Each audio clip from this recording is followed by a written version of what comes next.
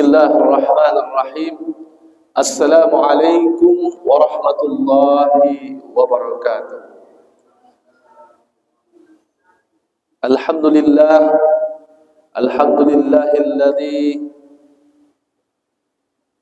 ja'ala syahra Ramadan alladzi unzila fihi al-Qur'an hudan lin-nasi wa bayyinatin minal huda wal furqan. Asyhadu an la ilaha illallah wahdahu la syarika lah wa asyhadu anna Muhammadan abduhu wa rasuluhu alladzi arsalahu bi risalatil qudsiyah wa ahkamis syarifah li mu'alajati kulli mushkilatin saghiratin aw kabirah. Allahumma salli wa sallim wa barik ala sayyidina Muhammad wa ashghil az-zalimina biz-zalimin wa akhrijna min bainihim salimin wa ala alihi wa sahbihi wa qarabatihi wa ahli baitihi ajma'in. Amma ba'du. Bapak-bapak, ibu-ibu, jamaah salat isya berjamaah dan insyaallah dilanjutkan nanti dengan salat tarawih dan witir berjamaah yang dirahmati Allah.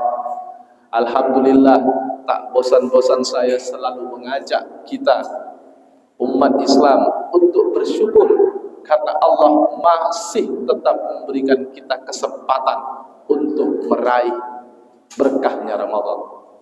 Mari kita memaksimalkan diri kita untuk meraih segala macam keberkahan yang ada di bulan yang mulia ini. Kita berhusnuzon semoga kesibukan dari saudara-saudara kita di waktu-waktu tarawih ini, karena memang ini dikarenakan suatu hal yang harus mereka lakukan. Tapi tak bosan juga saya mengajak para jamaah yang hadir sini untuk mengajak saudaranya, kerabatnya untuk memakmurkan masjid di bulan Ramadan. Karena kenapa? Salat tarawih walaupun hukumnya sunnah, namun pahalanya sangat besar dan dia hanya ada di bulan Ramadan.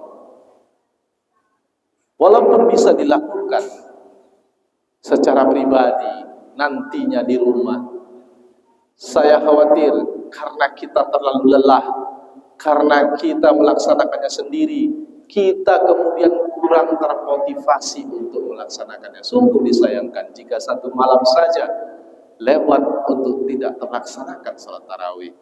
Makanya itu Allah memudahkan, para ulama kita memudahkan kita untuk bisa bersalawat tarawih itu dengan cara berjamaah.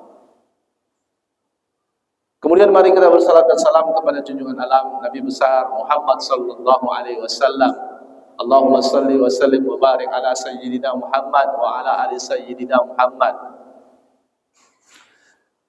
Pada umumnya setiap muqaddimah ketika saya bertausiah atau menjadi khatib, saya lebih suka bersalawat yang saya sebutkan tadi.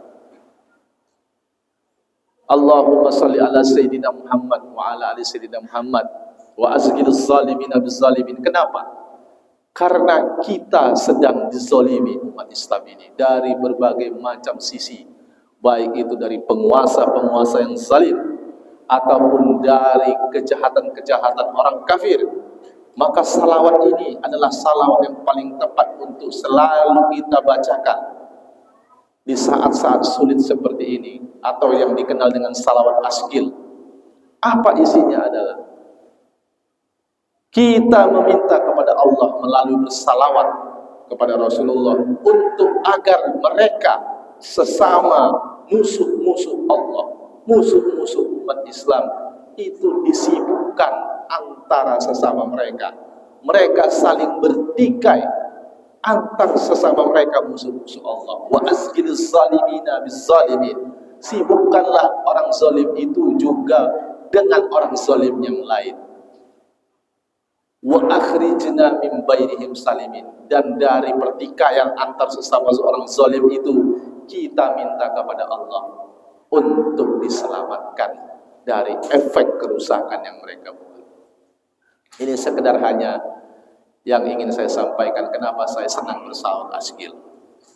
Ma'asyiral muslimin rahimakumullah. Alhamdulillah, pada pertemuan ketiga ini apa yang ingin saya bahas masih kelanjutan dari pertemuan kita yang pertama dan yang kedua. Yang pertama adalah kita membahas bahwa esensi Al-Quran diturunkan oleh Allah Subhanahu wa Ta'ala di bulan Ramadan adalah sebagai petunjuk bagi manusia, yang dimana manusia dibebankan. Manusia ini maksudnya adalah orang-orang yang beriman, yang diserukan oleh Allah untuk taat pada seluruh aturan Allah. Ini adalah esensi dari diturunkannya Al-Quran. Kemudian pada pertemuan kita kedua, saya menjelaskan bahwa petunjuk yang diberikan oleh Allah Subhanahu wa taala tersebut ternyata wajib bagi kita untuk kemudian kita taati secara kafah, secara menyeluruh dari seluruh aspek kehidupan kita, dari mulai urusan pribadi, bermasyarakat, sampai bernegara. Wajib untuk menjadikan Al-Quran sebagai petunjuk dalam melaksanakannya. Bahkan Allah memberi predikat yang buruk dalam artian akan mendapatkan nerakanya Allah bagi mereka yang tidak mau melaksanakan hal ini. Seperti yang saya sampaikan di pertemuan sebelumnya, Allah menyebutkannya yang mereka tidak mau berhukum pada hukum Allah kalau tidak kafir adalah orang zalim. Kalau tidak orang zalim, ya orang fasik. Orang kafir, mereka kekal selamanya di neraka jahanam. Orang fasik dan orang zalim adalah orang muslim, namun tidak mau berhukum pada hukum Allah secara kafah. Dia memilih-milih ketaatannya secara sengaja. Lalu kemudian Allah melabelkan predikat fasik dan predikat zalim, yang ini juga akan merasakan nerakanya Allah walaupun tidak kekal seperti orang kafir. Na'udzubillah. Adapun pada pertemuan ketika ini insyaallah, karena pada pembahasan akhir pembahasan di pertemuan kedua, saya menyampaikan bahwa ketika ini sebuah kewajiban yang memang faktanya adalah sebuah kewajiban, yang dimana kita tidak diberikan pilihan untuk boleh berhukum di luar aturan Allah. Namun faktanya, ma'asyiral muslimin, kita dihalangi, kita tidak bolehkan untuk melaksanakan kewajiban ini. Boro-boro melaksanakan perintah Allah, kewajiban untuk melakukan kisos, atau kewajiban untuk merajam pezina, atau mencambuk pezina yang masih berjaga, atau memotong tangan pencuri. Baru-baru ini viral kan di Belawan, tentang sekeluarga dibegal suaminya mati. Boro-boro untuk melaksanakan hukum Islam tersebut, untuk bisa hidup tanpa riba saja kita susah di muka bumi ini, di negeri kita ini.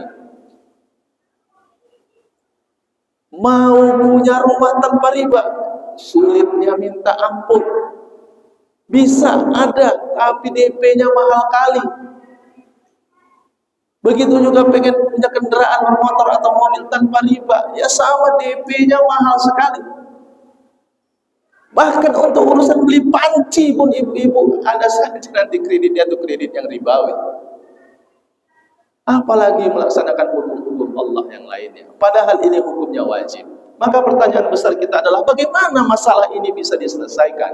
Karena kalau kita tidak berhukum dalam artian benar-benar melaksanakan hukum Allah secara kafah, kita akan diberikan predikat zalim dan fasik. Ini Allah yang bilang, bukan saya. Tapi ketika kita ingin melaksanakan secara kafah, jangankan difasilitasi atau dibiarkan, bahkan dilarang. Coba saja, bahkan terjadi juga di Makassar, kasus begal. Dia dibegal, tapi bertarung, begalnya terbunuh, dia dihukum sekian tahun di penjara, padahal membela diri. Padahal seharusnya, bahkan jangankan dalam hukum Islam, dalam hukum positif yang ada di dunia internasional, orang yang murni membela diri itu harusnya tidak dihukum. Karena dia membela dirinya, menyelamatkan nyawanya. Tapi di negeri kita berbeda lagi ceritanya. Bagaimana kemudian ini bisa kita laksanakan? Ma'asyiral muslimin rahimakumullah. Saya akan bercerita tentang bagaimana Rasulullah berhijrah dari Makkah menuju Madinah, yang nanti akan saya hubungkan dengan pembahasan kita. Pada umumnya kita ternyata diberikan pemahaman yang keliru tentang kenapa Rasulullah Sallallahu Alaihi Wasallam beserta para sahabat radhiyallahu anhum berhijrah. Apa yang dicekoki ke dalam memori kita adalah bahwa Rasulullah Sallallahu Alaihi Wasallam beserta para sahabat berhijrah dari Makkah menuju Madinah adalah karena apa, Bapak-Bapak sekalian? Karena betapa mengerikannya siksaan yang mereka hadapi, yang mereka alami, bentuk-bentuk perlakuan zalim dari orang kafir Quraisy di Makkah, sehingga nggak tahan lagi, lalu kemudian berhijrah. Ini adalah pemahaman yang keliru, bahkan bisa menyesatkan. Bukan itu alasan Rasulullah dan para sahabat berhijrah. Karena saya menggunakan logika sederhana saja, Bapak-Bapak Ibu sekalian yang dirahmati Allah. Jikalau itulah memang alasannya, kenapa harus menunggu 13 tahun? Sederhana saja. Kalau karena disiksa, kenapa harus menunggu 13 tahun baru kemudian hijrah? Ini sebuah pemikiran yang konyol kalau dijadikan ini adalah alasan. Kenapa nggak di tahun pertama, tahun-tahun awal langsung saja hijrah? Kalau alasannya karena siksaan yang tak tertahankan itu, karena di tahun-tahun awal keluarga Yasir itu disembelih, itu dihukum, dimasak hidup-hidup, sampai kemudian Ammar bin Yasir karena dia masih muda, masih remaja, dia takut, maka dia kemudian pura-pura kembali ke agama nenek moyangnya agar dia tidak terbunuh, karena saudaranya sudah mati di depannya, ibunya sudah mati di depannya, ayahnya juga begitu. Atau bagaimana yang terkenal kisah Bilal bin Rabah, direbahkan di tengah padang pasir dan ditimpa batu, kedua kaki dan tangannya diikatkan secara merentang. Banyak lagi yang lain. Atau bagaimana Abu Zar dipukuli di pasar sampai babak belur. Itu di tahun-tahun awal. Jadi kalau memang itu alasannya, kenapa harus menunggu 13 tahun? Maka ini adalah pendapat keliru. Lalu apa alasan Rasulullah berhijrah? Allah menurunkan Al-Quran yang berupa seperangkat aturan untuk kemudian diterapkan oleh umat manusia, khususnya umat Islam di tengah-tengah kehidupannya. Namun kemudian mengalami benturan, baru mau diterapkan di Makkah saja susahnya minta ampun. Abu Bakar menunjukkan keislamannya, sholat dia di depan rumahnya, di teras luar rumahnya, supaya orang nampak kalau dia sholat. Akhirnya apa? Pelindungnya di masa Arab Jahiliyah itu ada kabilah-kabilah pelindung dari orang-orang yang dihormati. Akhirnya kabilah pelindung Abu Bakar melepaskan perlindungannya karena Abu Bakar menunjukkan keislamannya. Setelah perlindungan itu dicabut, apa yang terjadi? Habis Abu Bakar radhiyallahu anhu dipukuli sampai babak belur, sampai sekarang. Itu ada di dalam sirah Nabawiyah dan sirah sahabat. Nah, tidak bisa kemudian menerapkan aturan itu di Makkah karena para pemuka Quraisy menghalanginya dan mengirim algojo-algojonya untuk mempersekusi dan mengintimidasi, bahkan menzalimi secara fisik para sahabat yang menunjukkan keislamannya di tempat-tempat umum. Lalu Rasulullah mencari majal atau mencari tempat strategis untuk kemudian di mana aturan Islam bisa diterapkan dan mereka ridho untuk kemudian menjadikan Rasulullah pemimpin mereka yang kemudian akan menerapkan aturan Islam. Lalu Rasulullah mengirimkan para sahabatnya ke kabilah-kabilah di seluruh Jazirah Arab, termasuk Rasulullah sendiri berangkat ke Taif. Macam-macam reaksinya, ada yang menolak secara halus, ada yang menolak secara menghina, seperti bagaimana di Taif Rasulullah dilempari dengan batu dan dikatakan orang gila. Ada yang kemudian mau tunduk kepada Rasulullah dan diterapkan aturan Islam di negeri mereka, tapi syaratnya adalah setelah Rasulullah wafat maka kekuasaan kembali kepada mereka. Rasulullah menolaknya. Tidak ada kompromi dalam penerapan aturan Islam. Ini poin pentingnya. Sampai akhirnya kemudian melalui lisan Mus'ab bin Umair radhiyallahu an dikirim ke Madinah, tertaklukkanlah Madinah melalui lisannya yang luar biasa, sehingga umat yang ada di Madinah siap menerima Rasulullah sallallahu alaihi wasallam menjadi pemimpin di negeri tersebut, yaitu Madinah, dan menerapkan aturan Islam secara kafah. Ini yang kemudian terjadi. Inilah yang kemudian menjadi alasan kenapa Rasulullah dan para sahabat berhijrah dari Makkah menuju Madinah, karena di Madinahlah aturan Islam secara kafah bisa diterapkan, bukan karena alasan-alasan yang lainnya. Lalu ketika Rasulullah sampai di sana, Rasulullah menjadi pemimpin karena mereka orang pemimpin-pemimpin di Madinah sudah berbaiat kepada Rasulullah yang dikenal dengan baiat Aqabah 2. Lalu menjadikan Rasulullah SAW pemimpin di Madinah, dan Rasulullah menjadikan Madinah itu adalah negara Islam pertama di dunia. Walaupun ada yang menghinanya itu kan cuma sebatas RT. Walaupun anggaplah sebatas RT karena Madinah itu tidak besar, tapi faktanya 10 tahun kemudian setelah Rasulullah wafat, seluruh jazirah Arab sudah menjadi negara Islam, sudah menjadi daulah Islam. Dan ketika masa Umar bin Khattab sudah sampai ke Persia, sudah sampai ke Palestina. Di masa Utsmani bahkan sampai ke Eropa, bahkan menguasai 2/3 dunia. Hanya ada 2 kekuatan yang pernah menguasai 2/3 dunia. Pertama adalah Mongol, kedua adalah Daulah Utsmaniyah, Daulah Khilafah Utsmani. Jadi ma'asyiral muslimin, untuk kemudian saya korelasikan, saya hubungkan dengan materi kita, untuk kemudian agar bisa tertunaikan kewajiban untuk taat pada seluruh aturan Allah ini secara kafah adalah dengan mengambil atau menjadi pemimpin orang yang kita muliakan. Katakanlah kalau setelah Rasulullah adalah para ulama kita, kemudian menjadi pemimpin dalam sebuah negeri yang kemudian menerapkan sistem pemerintahan yang juga bersumber dari Islam. Apa itu? Yaitu sistem daulah Islam atau negara Islam yang dibentuk oleh Rasulullah dan kemudian dilanjutkan oleh para sahabat, yang kemudian namanya bertambah menjadi daulah khilafah Islam, yang diawali oleh 4 pemimpin yang selalu kita puji-puji dalam sela-sela tarawih kita.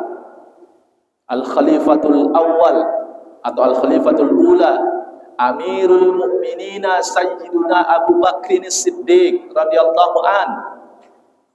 Tahukah bapak-bapak ibu sekalian, kenapa dalam sela-sela tarawih kita itu memuji keempat sahabat ini?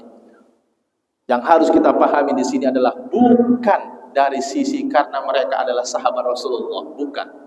Melainkan karena mereka adalah para imam kita, para khalifah kita, pemimpin negara Islam. Karena disebutkan Al-Khalifatul Ula, khalifah pertama kami.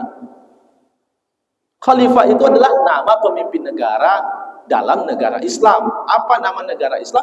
Adalah Daulah Khilafah atau Khilafah Islam.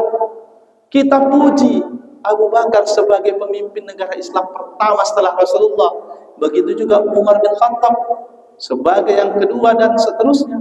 Disebutkan Al-Khalifatul Ula, khalifah pertama, Amirul Mukminin, pemimpinnya umat Islam, orang-orang yang beriman.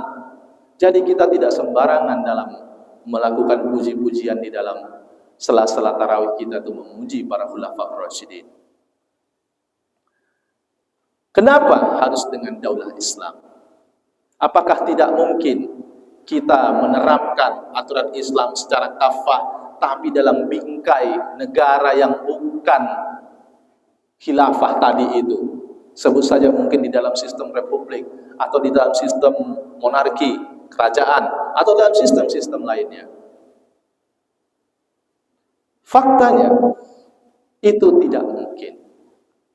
Apa yang saya contohkan tadi, Rasulullah tidak menerima bentuk kompromi apapun agar aturan Islam itu diterapkan secara kafah, atau setengah-setengah pun tidak diterima Rasulullah. Sehingga turunlah surah Al-Kafirun, keluarlah hadis yang terkenal yang dikatakan oleh Rasulullah SAW, jika seandainya kalian berikan matahari di tangan kananku dan bulan di tangan kiriku agar aku menghentikan dakwah ini, maka niscaya aku akan mendakwahkannya sampai kemudian ini berhasil, atau biarkan aku binasa karenanya. Ini bentuk menunjukkan bahwa tidak akan ada satu sistem manapun jika tanpa kompromi yang kemudian mau menerapkan aturan Islam. Lalu kemudian kita lihat hari ini ya sama, tidak ada kan negara manapun yang ada hari ini yang mau menerapkan Islam secara kafah. Tidak ada, bahkan di Timur Tengah sekalipun itu tidak kafah, walaupun mungkin persentasenya sangat tinggi menerapkan aturan Islam, tapi tetap saja tidak kafah. Karena kalau mereka menerapkan aturan Islam secara kafah, tak mungkin sesama orang Arab di Timur Tengah sana saling berperang. Inilah yang harus dipahami, bahwa satu-satunya solusi yang akan mampu menunaikan kewajiban kita untuk taat secara kafah terhadap Islam ini adalah dengan hidup di dalam sistem bermasyarakat dan bernegara yang juga bersumber dari ajaran Islam yang dicontohkan oleh Rasulullah sallallahu alaihi wasallam dan kemudian dilanjutkan oleh para khulafaur rasyidin dan kemudian dilanjutkan oleh khalifah-khalifah kita yang mulia yang lainnya yang ada di Bani Umayyah, yang ada di Bani Abbasiyah dan di Bani Utsmaniyah. Inilah yang harus kita lakukan, karena selama masa kekhilafahan itu umat Islam hanya hidup pada satu aturan saja, yaitu aturan Islam. Dan Islam rahmatan lil alamin yang dijanjikan oleh Allah itu benar-benar terwujud. Karena syarat terwujudnya Islam rahmatan lil alamin itu adalah penerapan Islam secara kafah. Ini boro-boro, gitu kan? Boro-boro untuk merasakan Islam secara kafah. Minyak goreng aja mahalnya minta ampun. Di mana kafahnya, kan begitu? Padahal kita adalah pemilik sawit terbesar di dunia. Minyak goreng bisa langka. Kenapa? Karena tidak diterapkan aturan Islam secara kafah. Salah satunya adalah tidak boleh ada penimbunan di dalam ajaran Islam. Sehingga tidak susah orang kemudian mencari barang yang dibutuhkan. Lalu apa yang harus kita lakukan setelah paham solusi? Solusinya ada dua. Pertama, belajar kita tentang kewajiban khilafah Islam ini. Belajar tidak harus ketika masih muda. Belajarlah ketika sudah memahami tentang kewajiban ini. Cari tahu tentang khilafah Islam itu. Kemudian setelah belajar dan sudah cukup memahami, maka yang kedua dilakukan adalah dakwahkanlah kewajiban ini dimanapun kita berada, semaksimal yang kita bisa.